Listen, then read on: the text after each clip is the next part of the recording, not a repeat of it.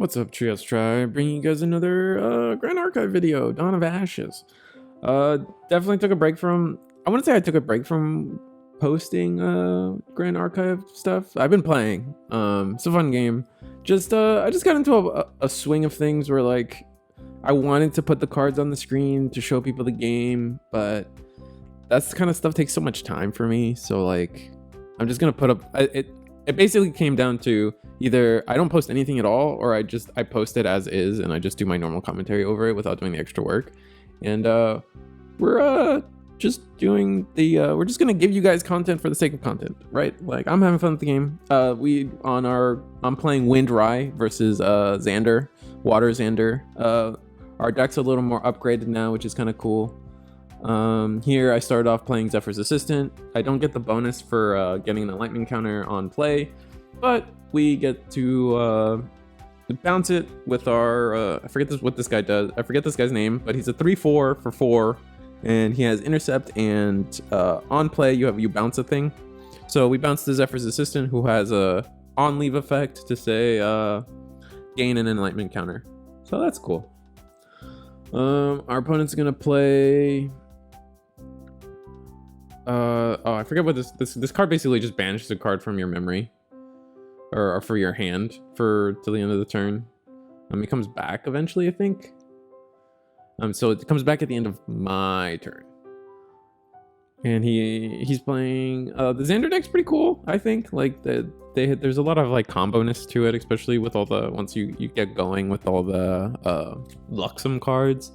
Definitely, like, I love the idea of like the way the assassin plays is by like hiding your effects in your memory and then revealing them in one big combo. Like I feel like that's such a cool way to do assassin stuff. He plays Frost Paladin or whatever. Just on play it gets like a +1/+1, so but making it a 3/4 or something, but then they trade.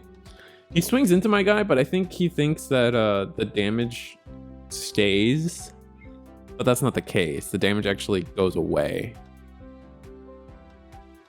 At the end of my turn, I'm gonna get that Arcane Insight back, but we level up into Rye, get our 2 counters, draw a card, because we get to sacrifice our 3 counters to draw a card, which is the whole Rye mage ability.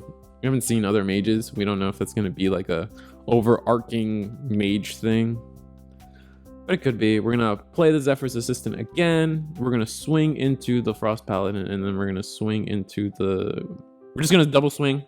Just TLDR. Just to get it off the board so it's not swinging at us. Then we're gonna tap 1, Scry the Skies. Scry the Skies lets you, I think it's level Glimpse, and then you get to draw a card into your memory, which is it's basically like card cycling. I don't know, card cycling can't be bad. I don't know is that my hand versus my memory? Did I just put that stuff back into my memory? I don't think the Arcane Insight should have gone to my memory. Oh well, we'll learn. He goes up, he opts to go to level 2 and gets to reveal a card.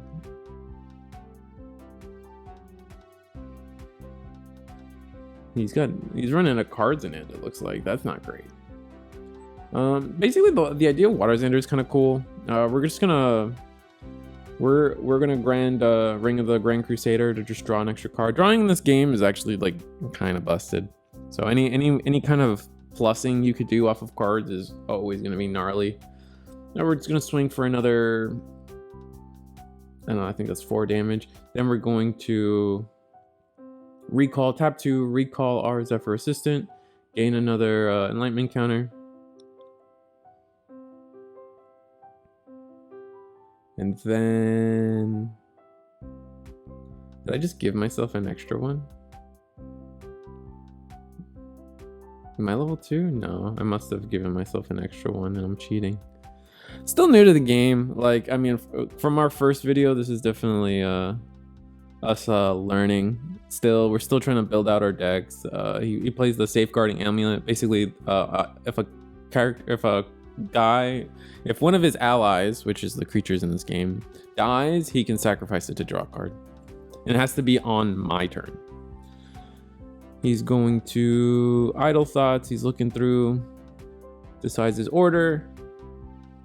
But as I was saying, the water Zander, basically they try to mill themselves a little bit to like get floating memory down on the board and then, or in the grave, so then they can use that to level up. He chooses not to go to level 3. We choose to go to level 2 using no floating memory. Did we have him burn? No, I guess we had him burn, whatever. We swing with our guy. And then tap 2, play. I forget what she does. It's another floating memory card. I forget the name. Channel the Wind, I think. Basically, you gain an alignment counter, and then since I'm level 2, I gain an alignment counter for casting my first mage action, meaning we get to draw another card, so just more card cycling. We currently have 3 arcane cards in banish, which is going to be really dope for our level 3 ride plays. I'm going to play Zephyr's Assistant, gain another alignment counter swing, and then we have harness mana. It looks like we can't play anything in our hand, so we're gonna harness mana and just to have another floating memory engrave, which is kind of a waste, but whatever. Yeah, we have, it's like looking like we have 3 arcane cards, so that's kind of good. He's gonna summon his dagger.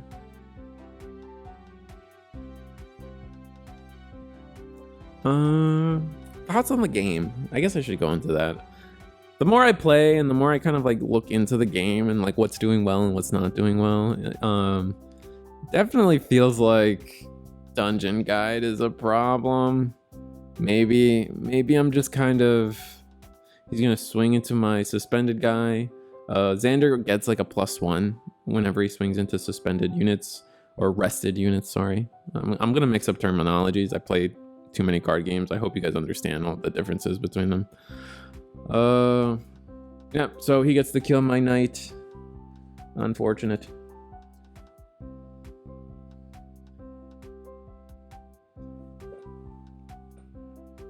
I think I'm explaining how the blocking works. The blocking in this game is actually really unique. You can only block if you have intercept, and you can only block attacks that attack your champions, your hero, whatever, your leader. There's so many things. I don't know. I'm sorry. I tend to make my video like if you're looking for like how to learn how to play Grand Archive, this is just not. I'm just never gonna be that guy. I do everything off the cuff, very freeform, very fun, very lighthearted. I give my thoughts, and then we just move on. And you guys get to watch a game. You don't have to listen to me. You can mute it if you want. I just appreciate the view, and then if you leave a comment, great. If you like it. But I'm not trying to teach anyone how to play the game. I just kind of give insight, perspective, and just kind of chill. Just be, have fun with it. So anyway, Dungeon Guide. Dungeon Guide seems like a problem. I think Dungeon Guide probably lets you do one too many things that you shouldn't be doing. But like, man, if you're a Grand Archive enthusiast and you have your opinions, let me know in the comments. Like let me know, like, should Dungeon Guide be the first card to get banned? And like, this game's expensive, man, and like coming from Digimon and like even One Piece, like, let's be real, like One Piece has its problems when it comes to the card prices, but like, oh man, is this card game expensive? Like, I don't know, man. We're gonna do another I think his name is Argent Champion or something. I don't know. I remember all his effects. I just can't remember his name. My Rai should be like level 6 at all times, at least. But we just don't have any of the combo pieces in hand. We're gonna count out. I think it's, yeah, I don't know. We're just trying to draw into our like key combo pieces, and we're just chipping away. Our Zander player has not been able to really get a lot done, which is really unfortunate. He's gonna go into 3. He's got 1 floating memory. Should have more. I feel like he hasn't used any, so he's gonna have to banish those 2. Unfortunate. He's just got no hand size. think he just he hasn't milled enough to get into a place where like he could use all his stuff. He's gonna scry the skies, look at top 3, and then he's get to put one card into the top card into memory after reorganizing the top 4, or after looking at the top 3, you can put it to the top or bottom with scry the skies, but then you put one into your memory. So ideally you put one of the 3 on the tippy top.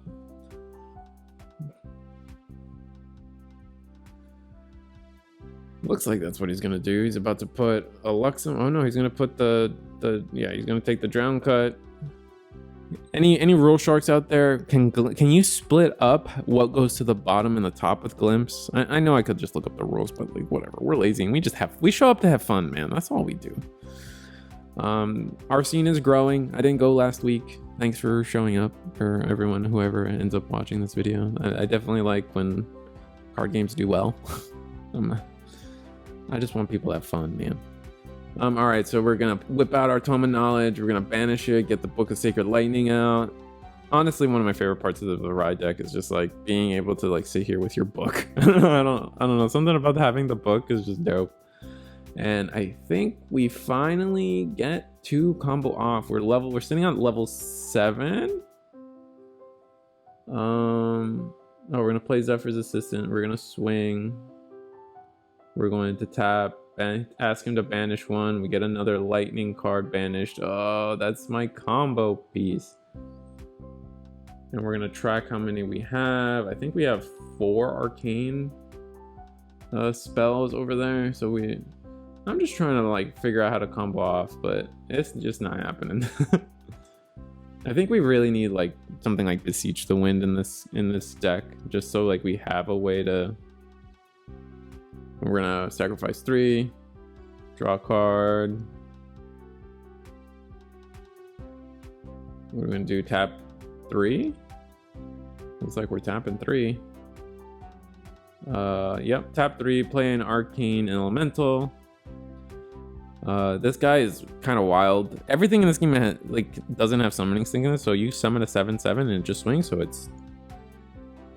it swings. And then do we have enough cards in hand to bounce it? Like, so the whole idea of this deck is like we get to the point where we can make the arcane elemental really cheap, and then I can bounce it with wind cards for free and then play it for free, and then oh, we're just gonna tap 2, bounce it. We can't play it again, but I mean there's really nothing he can do. He's so behind, and I wish I was more insightful. To like, I haven't played enough real games to like be like super insightful about anything.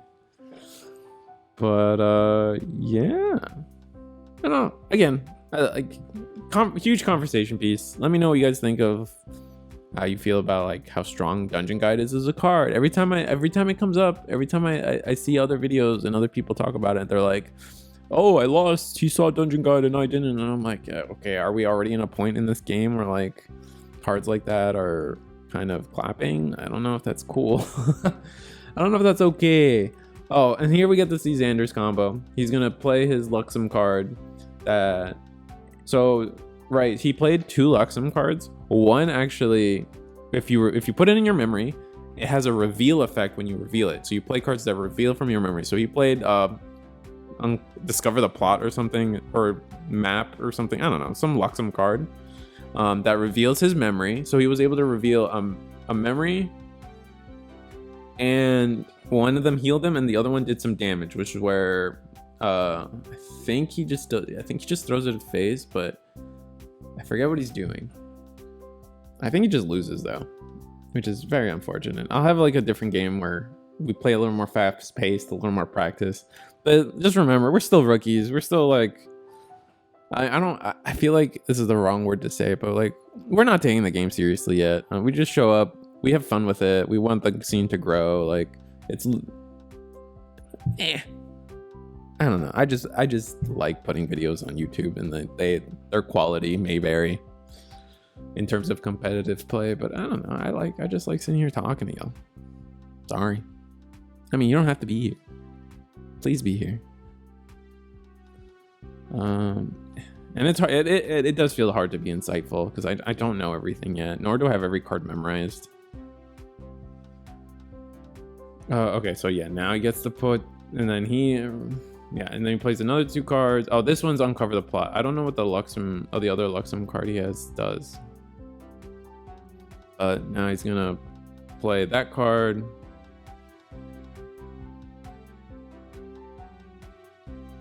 He should be able to reveal again. I feel like revealing, I think maybe someone, I know someone, hopefully someone corrects me, but when you reveal a card, it should flip back over, so then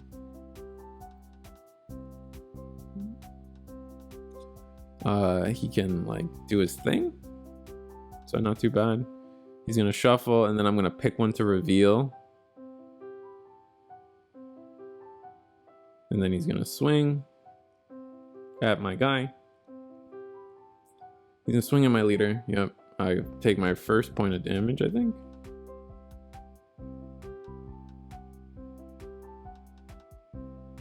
Okay, so I've revealed the one that heals him again. He's gonna do 4 damage to me. Heal another 4 damage. So you can see like how like the potential of this deck can go up. I think he doesn't even have 4 of the cards that heal him, which just gets very unfortunate. He's shuffling his memory to try to confuse me. I don't know if that's a thing. I really don't know all the memory rules. We're gonna get our Crystal of Empowerment because Crystal of Empowerment is dope. And we're just kind of in the end game anyway. We're gonna swing for 1, and then I think we finally have like full combo. I think we're gonna play 3 for Arcane Elemental, swing 7. We're gonna tap, banish 1 at random, draw a card for it. It's an arcane spell, just as we planned. And we're going to play, I forget what it's called, but it's basically a card that lets you bounce anything for 5, but it has level efficiency, so it's cheaper for every level you have. At this point, I'm sitting at level like 8 at all times. And then, yeah, that's it. I get to bounce it, play it again, and that's like the main combo of the deck. You play the Arcane Elemental, you find ways to bounce it back to your hand, to play it back for free, and then just swing a bunch of turns and a bunch of times in 1 turn. But yeah, and then you gotta see a little bit of how Zander plays. That's cool. The videos will only get better because we only get better. So thanks, like, share, subscribe. See you guys next time.